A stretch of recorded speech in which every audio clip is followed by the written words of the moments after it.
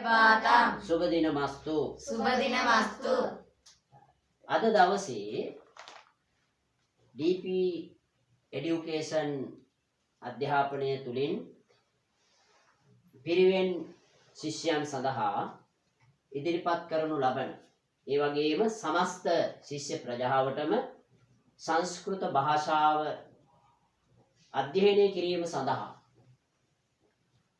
භාෂාව දැන ගැනීම සඳහා ඒ ගැන අවබෝධයක් ලබා ගැනීම සඳහා සංස්කෘත භාෂාව අපි කොහොමද අධ්‍යාපනය ලබන්නේ? සංස්කෘත භාෂාව කියන්නේ මේ ලෝකයේ තියෙන පැරණිම භාෂාවන් අතර එක භාෂාවක්. ඒ නිසා පොඩි හාමුදුරුවෝ වහන්සේලා ඔබ සියලුම දෙනා දැනගන්නට ඕනේ මේ සංස්කෘත භාෂාව වෙනමම අකුරු අපේ සිංහල භාෂාවට අපිට වෙනමම අකුරු තියෙනවා. ඒ වගේම ඉංග්‍රීසි භාෂාවට තියෙනවා. ඉතින් ඒ නිසා මේ සංස්කෘත භාෂාව අපි ඉගෙන ගන්නට නම් අපට ඕනේ මොනවද? අක්ෂර මාලාවක්. ඒකට අපි කියනවා මොනවද? හෝඩිය කියලා. දැන් අපි හෝඩිය ඉස්සෙල්ලම අපේ මනස තුල ඇති කර ගන්න ඕනේ. අපි දන්නවා අපි පොඩි කාලේ එක එක සින්දු අහලා තියෙනවා. ලස්සන සින්දු. ඒ සින්දු වලට අනුව අපේ මේ හෝඩිය අපට පුළුවන් ඉබේම කටපාඩම් කරගන්න. දැන් පොඩි හාන්ලා එහෙනම් අපි මාත් එක්කම අපි අර දන්න හෝඩිය කියමු. සින්දුවේ විදිහටම. පටන් ගමු බලන්න. ආ ඊ ඌ ඌ ඊරු ඊරු ඊලු ඊලු ඒ අයි ඕ ආව් කාක ගාග ngා චච ජජනා ඩඩ ඩඩනා තත දදනා පාප බාගමා යරලවා සස සහලා ආක් again අපි නැවතත් කියමු බලන්න. ආ ඊ ඌ ඌ ඊරු ඊරු ඊලු ඊලු ඒ අයි ඕ ආව් කාක ගාග ngා චච ජජනා ටට ඩඩනා තත දදනා පාප බබමා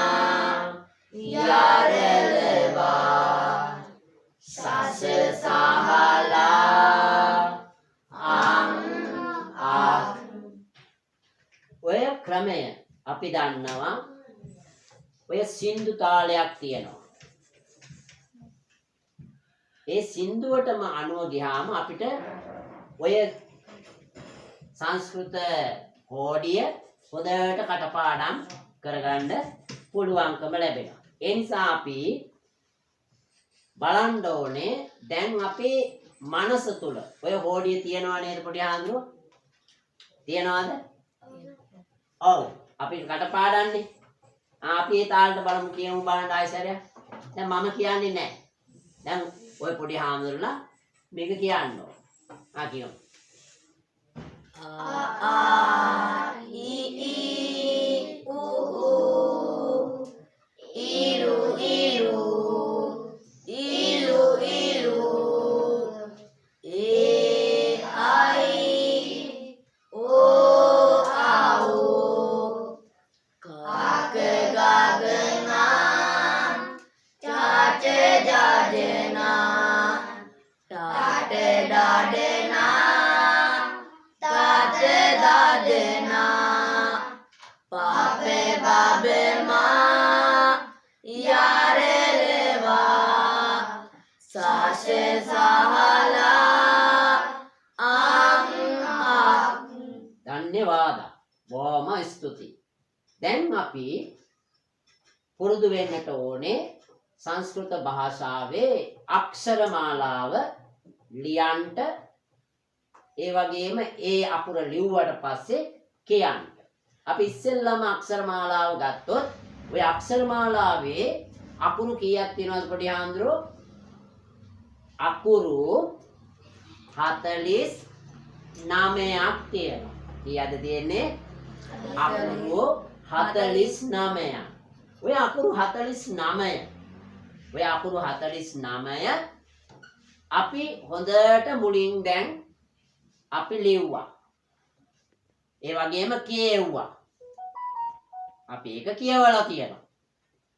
ඉතින් ඒ නිසා දැන් අපිට මනස තුල අපේ මේ හෝඩිය අපිට මනසේ තැම්පත් වෙලා තියෙනවා. එතකොට ඒක අපි කියනවා ශබ්ද කියලා. ඔය ශබ්ද තමයි අපි කියවන්නේ. ඒ ශබ්දයට අනුව අපිට හැඩයක් තියෙනවා. ශබ්දයට අපිට හැඩයක් තියෙනවා. ඔය හැඩේ දැන් අපි ලියමු. අපිට ඕනම කෙනෙකුට තියෙනවානේ. සිංහල භාෂාවේ අපිට තියෙනවා අයන්න. මේ සිංහල භාෂාවේ අයන්න. ඒ වගේම ඉංග්‍රීසි භාෂාවේ අයන්න මොකද්ද?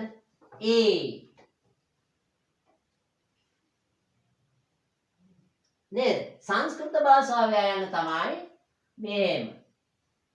1යි 2යි 3යි 4යි. එතකොට ඔය විදිහට තමයි අපි හැම භාෂාවකටම අපිට අක්ෂර මාලාවක් නැත්නම් හෝඩියක් තිබෙනවා. සිංහල යවන අපි මේ විදිහට අක්ෂරය ලියනවා. ඉංග්‍රීසි අධ්‍යයනය කරන ඉංග්‍රීසි භාෂාව තියෙන ඉංග්‍රීසි භාෂාවෙන් කතා කරන රටවල් මේ විදිහට මේක ලියනවා.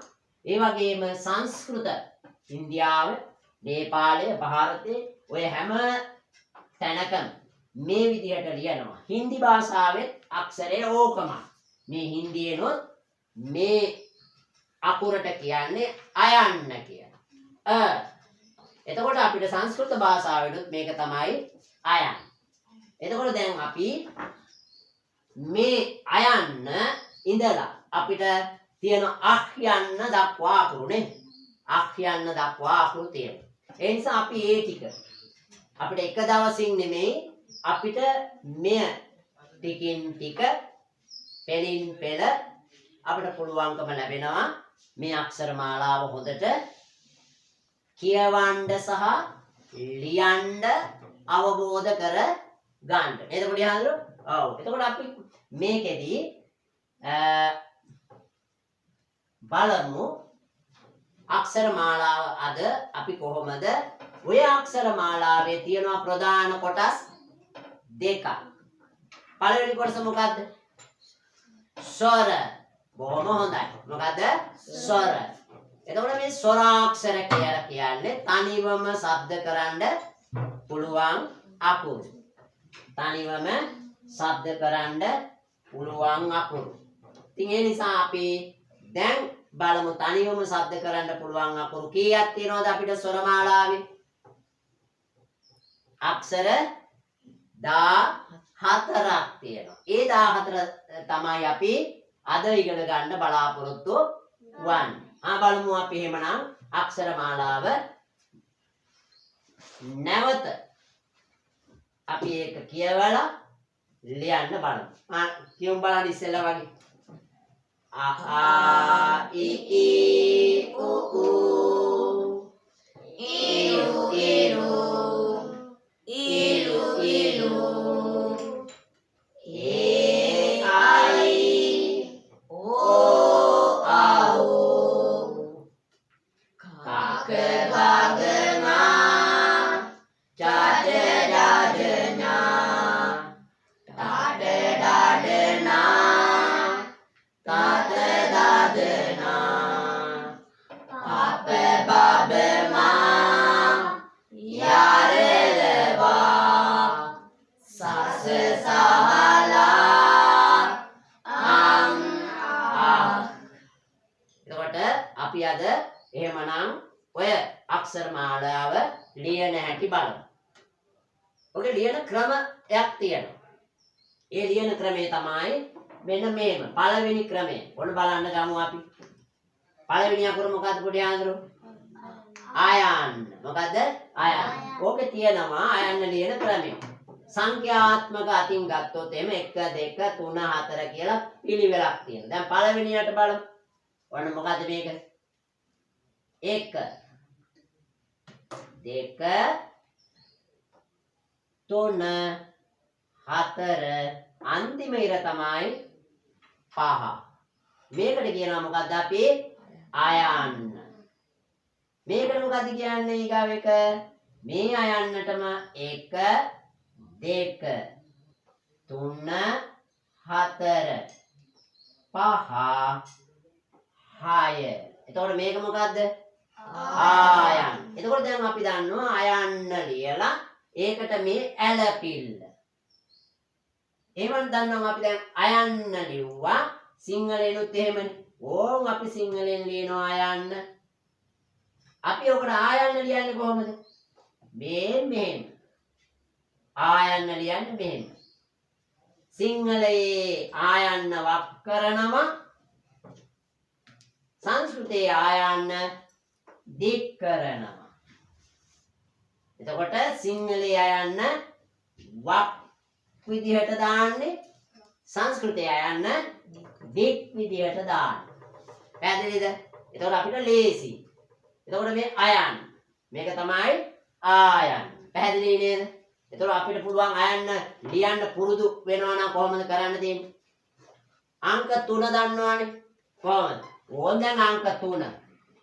මේන් අංක 3. ඊට පස්සේ ඒ 3 ලියලා මොකද්ද ගන්න? උඩට අරගෙන ඉර ගන්න එකයි. ඕන් ආයන්න. දැන් මේකට ආයන්න කියනවා. පැහැදිලිද? එතකොට ඔය ආයන්න සහ ආයන්න තමයි අපි පුරුදු උනේ. එහෙමනම් අපි බලමු මේ ආයන්න තුලින් අපිට අක්ෂර මාලාවේ හැදෙන තවත් අකුරු තියෙනවා. බලමු නේද? බලමු. මොකද මේක? කියමු බලන්න. ආයන්න ආයන්න. ආයන්න ආයන්න. ඊට පස්සේ අපි ආයන්න සහ ආයන්න බලමු. මේ ආයන්නයි ආයන්න මේ දෙක ආශ්‍රය කරගෙන තවත් අකුරු ටිකක් අපිට හදාගන්න පුළුවන්. මොනවද කියලා බලමු.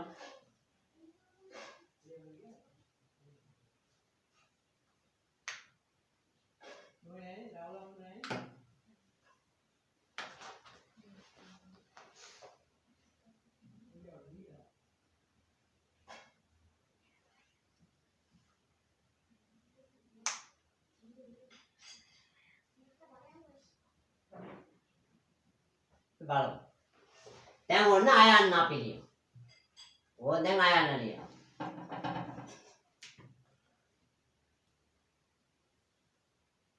මේ මොකද්ද? මේ සිංහලේ ආයන්න. සිංහලේ ආයන්න. දැන් අපි ලියන්න ඕනේ මොකේද? සංස්කෘත ආයන්න. ඕන දැන් අපිට සංස්කෘත ආයන්න තියෙනවා. ඕන ලස්සනට ලියනවා අපි සංස්කෘත ආයන්න.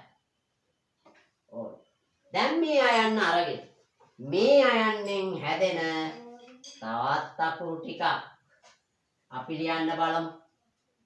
ඕන් දැන් ආයන්න. මේ ආයන්න අරගෙන ආයන්නටම අපි දානවා මොකද්ද දාන්නේ? ඇලපිල්ල. මොකක්ද දාන්නේ? ඇලපිල්ල. එතකොට මොකද? ආ වෙනවා. දැන් මේ ආයන්න අරගෙන අපි ආයි දානවා මොකක්ද දාන්නේ? එක මොකද්ද? කොම්බුවක් සහ ඇලපිල්ල. එක කොම්බුවක් සහ ඇලපිල්ලක් දානවා. නේද? එක කොම්බුවක් සහ ඇලපිල්ලක් දානවා. එතකොට එක කොම්බුවක් සහ ඇලපිල්ලක් දැම්මාම අපි මොකද්ද වෙන්නේ? මොකද්ද වෙන්නේ? හොයන්න. නේද? ඊට පස්සේ අපි එක කොම්බු දෙකක් දානවා ඇලපිල්ලත් එක්ක. මෙන්න කොම්බුව ඇලපිල්ලත් එක්ක දාන්න. එතකොට මොකද්ද කියලා අපි දැන් අපි ඊට පස්සේ දානවා අයන්නට උඩින් බිඳුවක්. ඊට පස්සේ අපි දානවා අයන්නටම මොකද්ද? පැත්තෙන් බිඳු කීයද? දෙකක්. ඕන් දැන් එතකොට අපිට එනවා බලමු මේ අකුර එනවද කියලා. ඕන් දානවා අපි. මේ මොකද්ද? ඔන්න ආයන්න ලියුවා. දැන් මොකද්ද? ආයන්න. දැන් මේකත් මේ මොකද්ද? මෙතෙන්ට අපි දාන්නේ. ඕන් දැන් ආයන්න. දැන් මොකද්ද? ඔයන්න. ඕන් දැන් මම මෙතෙන්ට ආයන්න. දැන් මොකද්ද? ඕයන්නද අවුයන්න? අවුයන්න. මොකද්ද? අවුයන්න. දැන් පැහැදිලි? ඕන් දැන් මේකට අපි දානවා අයන්න. දැන් මොකද්ද? දැන් මේකට අපි දානවා මොකද්ද? අයන්න. ඕන් දැක්කත් දැන් එතකොට අයන්න සම්බන්ධ වෙන අකුරු කීයක් තියෙනවද? පහක් තියෙනවා අපිට නේද? කියන්න බලන්න.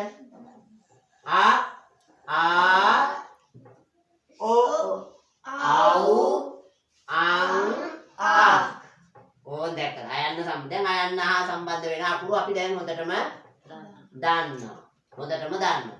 ඒ නිසා දැන් අපිට ලියන්න පුළුවන්. දැන් බලමු. ඕන් දැන් අපි මේක පොඩ්ඩක් ආයසරයක් අපි මේක පොඩ්ඩක් මකලා දැන් අපි ලියනවා මේකටම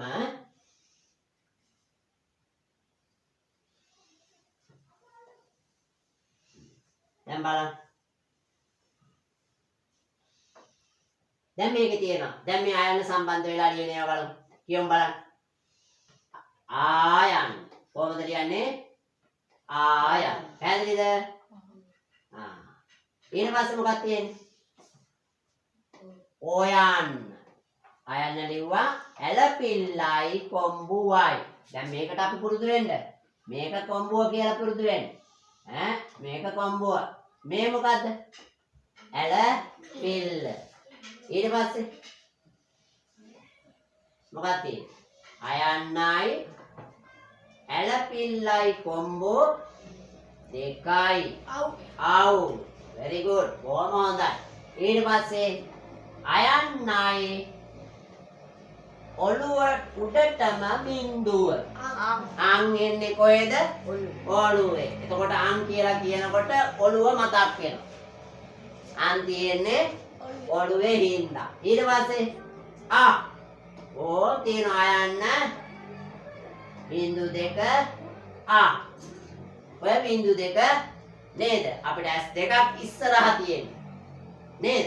S දෙකක් ඉස්සරහා තියෙන්නේ. අපේ අත් දෙක කොහෙද තියෙන්නේ?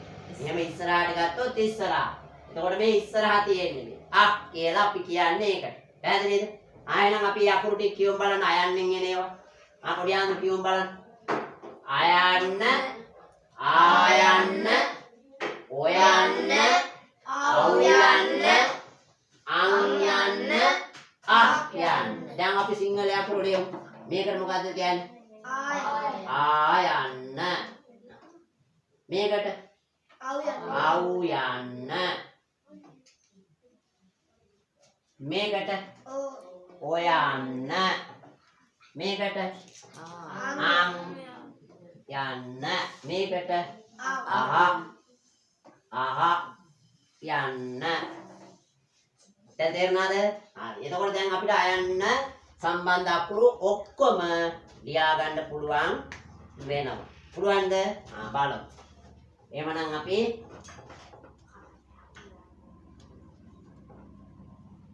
නැවත අපි ඒ ටික බලාගමු.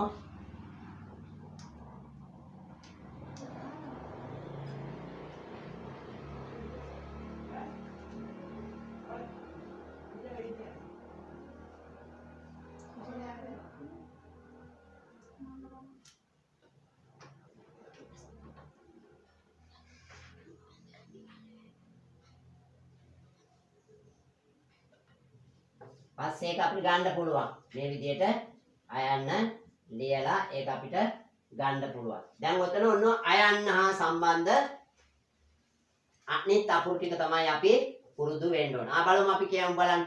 ඕන් දැන් මේකට දාමු අපි අයන්නට. ඔන්න අයන්න ලිව්වා. දැන් මේකට දාන්න මොකක්ද දාන්න ඕනේ? ආයන්න කරන්න මොකද්ද? ඇලපිල්ල. දැන් මේ ආයන්න ලියමු. දැන් දාන්න ඕනේ මොකද? ඇලපිල්ලයි කොම්බුවයි. දැන් ඊට පස්සේ මොකක්ද දාන්න? ඔයන්න. එතකොට ඒක ඔයන්න මේක ඇලපිල්ලයි කොම්බු දෙකයි. මතක තියාගන්න පොඩි ආන්දරෝ.